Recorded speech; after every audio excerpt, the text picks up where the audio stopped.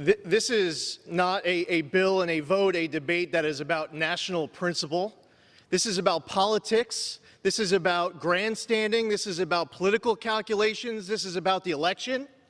You want to talk about leadership? Right now, there's a real deal, a real counteroffer that's on the table. $150 billion more for education, $75 billion more for testing and tracing, $250 billion more for state and local government funding, $400 weekly enhanced unemployment insurance, $15 billion more in food assistance, $60 billion more in rental and mortgage assistance. It actually adds up to $1.6 trillion, which is more than the House Democrats, who are members of the Problem Solvers Caucus, asked for. They asked for $1.5 trillion.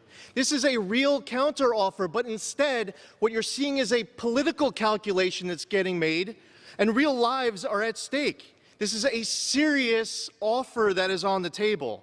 And instead of sending this chamber home and ending up with nothing, how about we do our jobs and cut a deal? Because this right now, this debate is exactly what the American public hates about Congress. They hate us for this kind of a debate. They want to see us working together, Republicans and Democrats, to cut a deal.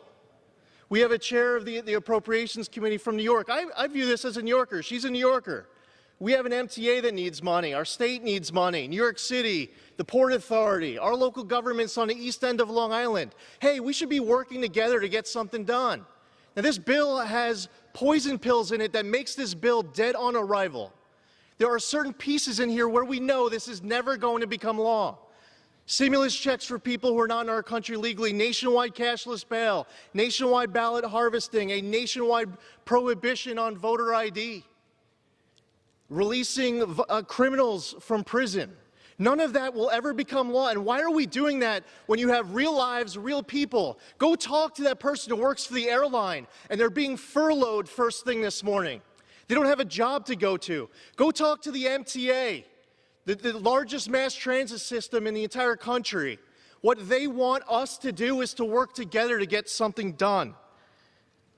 The Speaker is staking her political capital on what benefits her the most politically. And what's crazy is that she benefits the most by having the highest death count. She's benefiting the most by our economy suffering as much as possible.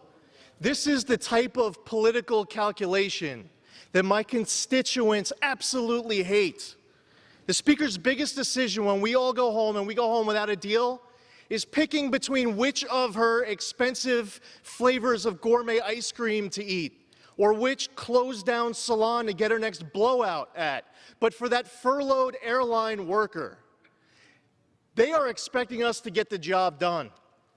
And I'll tell you what, there's a real deal on the table. And right now, before we leave, I beg my colleagues, I see your Congressman Espaillat here. He's been leading the charge on MTA funding. Thank you, sir. We're all working together as Republicans and Democrats to get the victory over the finish line. This chamber cannot leave without actually getting this done.